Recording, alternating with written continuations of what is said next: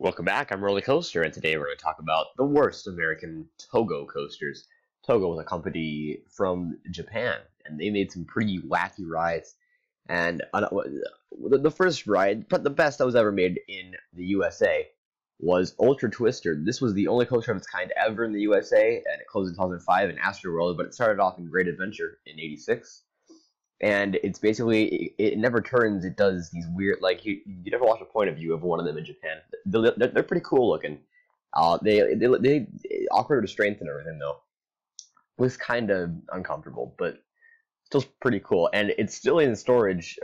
After Astroworld closed, they took this coaster and transported it to Six Flags America, but apparently it's damaged beyond repair, and that's pretty sad. I wish that, like, I don't know if they could transport one from Japan or something like that, or try their best to rebuild the one at Six Flags America, because it would probably bring in some guests if they reopen this one. Like, seriously, this coaster wasn't that bad. It may have been a little bit headbanging, but pretty cool though still. And then we get into the pretty not good coasters like Shockwave at King's Dominion, which was closed last year, 2015.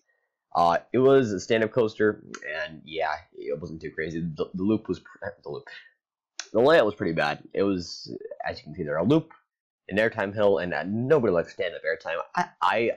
I've experienced it on like Riddler's Revenge and Mantis, and there it's fine. Like, the stand-up airtime isn't too bad. It's honestly pretty unique and a cool feeling. So I thought these coasters probably weren't going to be too bad. I haven't rode any. They probably you just don't look too bad. Yeah, but the layout just isn't very good. And I said why that these closed. This one probably closed due to the lack of, the need for maintenance, because you can't just get a replacement track. You can't. I mean, Togo's been defunct now for 13 years, right? It's 14 years now. And it was also, like, a lot of coasters closed before because they were already going bankrupt.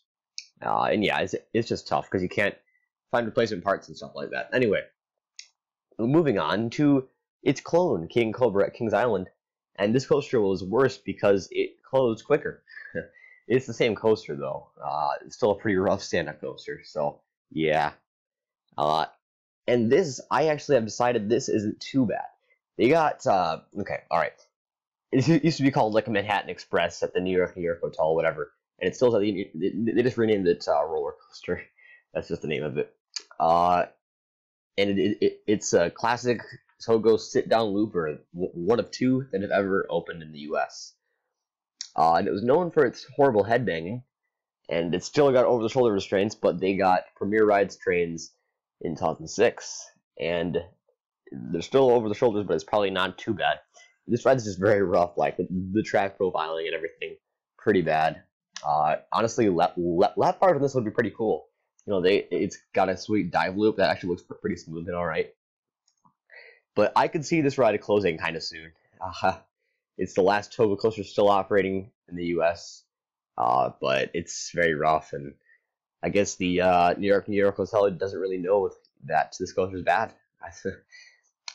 I'd like to ride it someday, it being the only Togo in the U.S., so that's cool. Number 2 is Viper at Six Flags Great Adventure. This is a sit-down looper, and it was like the other one. This one was just shorter and looked to be a lot rougher. The transitions look pretty bad on this.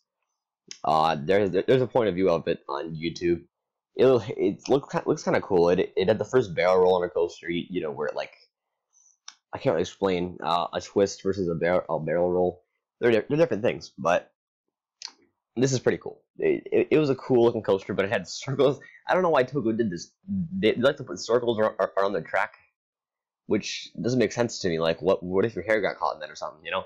I don't know. So yeah, that's that coaster. They did a dive loop and a barrel roll. Those were its two inversions. Other than that, it was just a lot of wacky, tight turns and transitions. Speaking of tight turns and stuff like that, here's Windjammer Surf Racers, which only operated for 3 years, and really only the red side operated. The yellow opened the first year, and that was really it. This was a mechanical nightmare. It was the only looping wild mouse ever in the United States, and basically, it is a terrible ride. So, you know, let's start this off. Okay, so 97.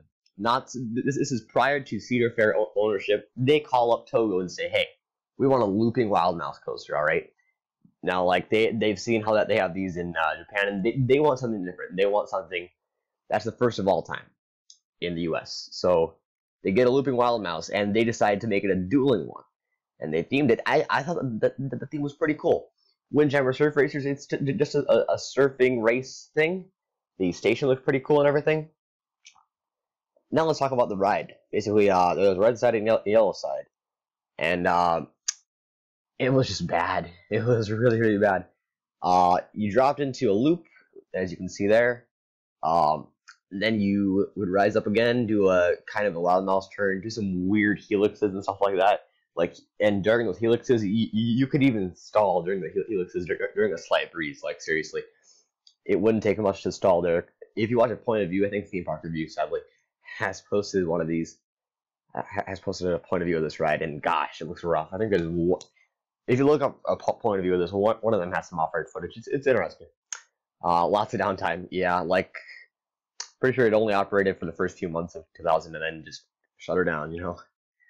Yeah, anyway, that's my list. Just a little tangent list, just screwing around, being interesting with Togo coasters. Togo was a cool company. All right. Anyway, guys, thanks for watching. I'll see you guys next time.